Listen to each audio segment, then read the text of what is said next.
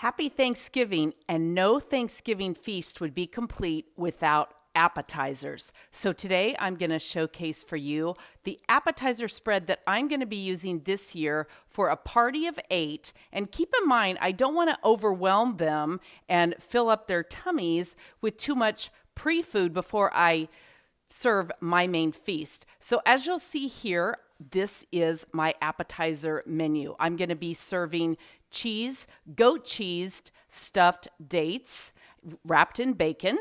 Very simple. And then I have a very simple combo of olives and an assortment of nuts.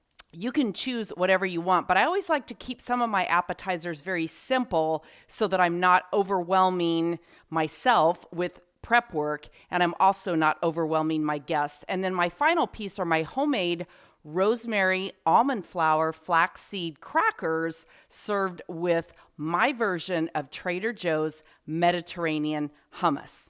Now, if you haven't watched the rest of the Thanksgiving holiday series, where I share everything from my entire menu to my month-long prep list so that you don't feel overwhelmed, so that you can take on Thanksgiving in bite-sized chunks and truly create a fabulous feast and an enjoyable experience, not only for your guests, but for yourself. You'll find the playlist at the end of this video, and I'll leave it in the show notes as well. And like always, share any comments that you have. Give us a like and a subscribe. The first thing that I'm going to start with is my version of Trader Joe's Mediterranean hummus.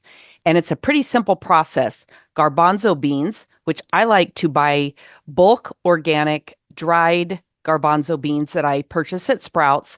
I soak them overnight or at least 8 hours in about a half a teaspoon of baking soda, which helps remove some of the lectins and different things. And then I cook them in my Instapot. And then I'm going to combine the rest of these ingredients in a food processor. And it's a very simple recipe, as you'll see here. 15 ounces, roughly, which is essentially 2 cups of white or garbanzo beans, 1/3 cup of fresh lemon juice, 2 tablespoons of olive oil. Now, I will tell you that's what the recipe calls for, but I usually start with 1 tablespoon of olive oil, and then I will add in extra if I need to. 1 clove of garlic, and then salt and pepper to taste, about 1/4 of a cup of tahini, and I buy it at Trader Joe's. I buy the organic at Trader Joe's. And then I sprinkle in paprika and cumin, about a half a teaspoon of each. I like my hummus a little spicier, so you'll have to decide for yourself. So once the beans are done and cooled, I put those and all the rest of it into my food processor and I let it go.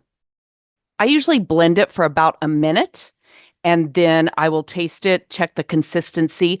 I always save the water that I cook the garbanzo beans in, and then I can scoop in a little bit of that as well if I need just a little bit, if I need to thin it out just a little bit for consistency. And then voila, here you can see is the finished product. Now, if you want to make it look pretty like Trader Joe's is, you can sprinkle some paprika on the top and you can top it with some roasted pine nuts. I am finishing these off with my rosemary almond flour flaxseed crackers, and the recipe is right here. It's very, very simple process. I actually make my eggs with flax meal, ground flaxseed actually, and water. I make flax eggs, and then I mix up my dough, and then I refrigerate it. Sometimes I freeze it, and then I just simply roll it out to the consistency that I want, and then I bake them, and they are amazing. I think you will absolutely love these. I keep this, the dough, the quote unquote dough, I keep this prepared at all times, frozen in my freezer, so that anytime I need to, I can just get it out. It takes almost no time to defrost, roll it out and bake it. And I have fresh crackers. Also, I like to have some pre-prepared items. So these are just simply olives that I've placed in a fun little olive tray that I have.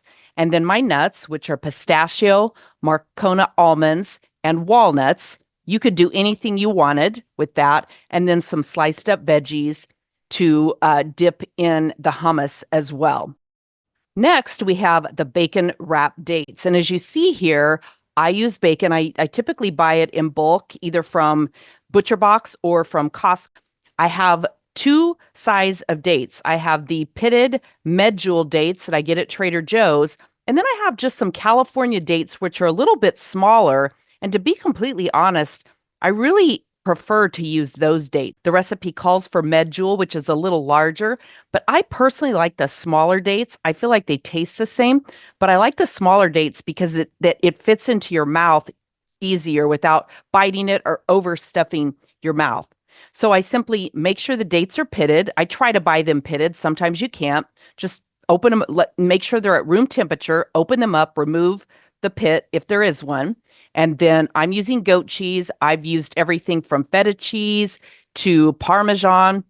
I've used some different amazing blends of cheeses, fun cheeses in there because the whole bottom line is to get it to melt and then taste amazing in your mouth, wrapped up with the bacon and the dates.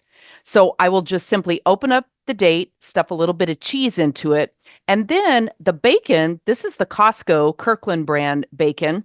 And as you'll see, it's kind of long. And so I can typically cut it up and get anywhere from 3 to 4 lengths of bacon to wrap my dates with. And one of the reasons I like to do this is I don't like the bacon to be overwhelming and double wrapped around the date. Now, that's totally up to you. You can do it however you want. And then I just secure it with a toothpick, and it makes it easier for your guests to eat it. You can literally bake it with the toothpick in it, and it's fine. And then I simply place them in my bowl or dish. And if I'm going to freeze these, as I mentioned in my Thanksgiving prep work, I can simply freeze these and then pop them out and into the oven, and they are fresh and ready to go. And I'll usually get these ready about 2 weeks prior to Thanksgiving so that, again, I'm just doing little pieces of it a little bit at a time. Now, I've drizzled these with balsamic vinegar before. I don't really feel like you need to, but you have a lot of different options that you can do with your bacon dates. Bon appetit. So there's my Thanksgiving appetizers for this year. What appetizers will you be trying? Will you be sharing? And definitely share some details in the comments below.